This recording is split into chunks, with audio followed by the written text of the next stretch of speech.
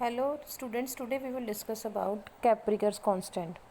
तो कैप्रिकर कांस्टेंट या कैप्रिकर्स प्रोसेस होता क्या है। अगर कोई भी क्वेश्चन आता है तो आपको क्वेश्चन में पूछा चाहे चाहे एमसीक्यू की फॉर्म में हो या चाहे वो क्वेश्चन की फॉर्म में, तो आपने गैस को कैसे अटैम्प्ट करना है।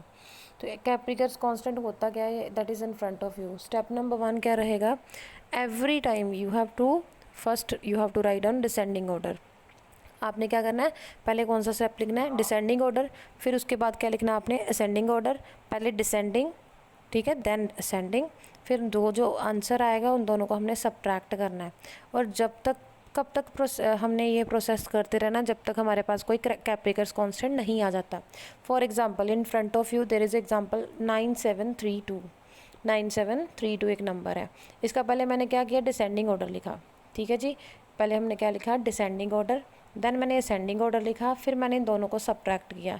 सब्ट्रैक्ट करके मेरा ये जो आंसर आया ना, दैट यू कैन सी, ये जो आंसर है 7353, क्या ये वाला आंसर इस नंबर के साथ मैच कर रहा है? No, it means this is not a Kaprekar constant. Kaprekar constant क्या होते हैं, जो आंसर और ये जो स्टार्टिंग नंबर जो हमने चूज़ किया ये दोनों मैच करने चाहिए। नेक्स्ट स्टेप नंबर 2 क्या आएगा, जो हमारा आंसर आया उसी को हमने एज अ नंबर लेना है और इसी नंबर को हमने क्या करना है, इसका डिसेंडिंग ऑर्डर लिखना है, इसी नंबर का हमने असेंडिंग ऑर्डर लिखना है। देन दोनों को हमने क्या करना है, सब्ट्रैक्ट करके ये जो आंसर आया, क्या चेक करिए, ये जो आंसर आया और ये जो नंबर है क्या दोनों मैच कर रहे हैं? No, it mean this is also not a Kaprekar's constant. Next again इसी नंबर को हमने चूज़ करना है एज अ नंबर। इसी नंबर को जो आंसर आया ना, इसी को चूज़ करना है एज अ नंबर। फिर इसी नंबर का हमने क्या लिखना है, डिसेंडिंग एंड असेंडिंग। फिर हमने क्या करना है, subtract. Again you can have to check it, is that answer और ये जो नंबर है ये दोनों मैच कर रहे हैं? No, it means this is also not one a Kaprekar's constant. At last ये जो आंसर आया है, ये जो आंसर है, इस आंसर को आपने क्या करना है, एज अ नंबर लेना है। और लास्ट इसका आपने क्या करना है, डिसेंडिंग ऑर्डर लिखना है, देन असेंडिंग ऑर्डर लिखना है, लास्ट में सब्ट्रैक्ट करना है। आप चेक करिए ये जो आंसर आया ना, अब ये आंसर और ये नंबर दोनों क्या कर रहे हैं, एक दूसरे के साथ मैच कर रहे हैं। It means this 6174 which means 6174 is a Kaprekar's constant.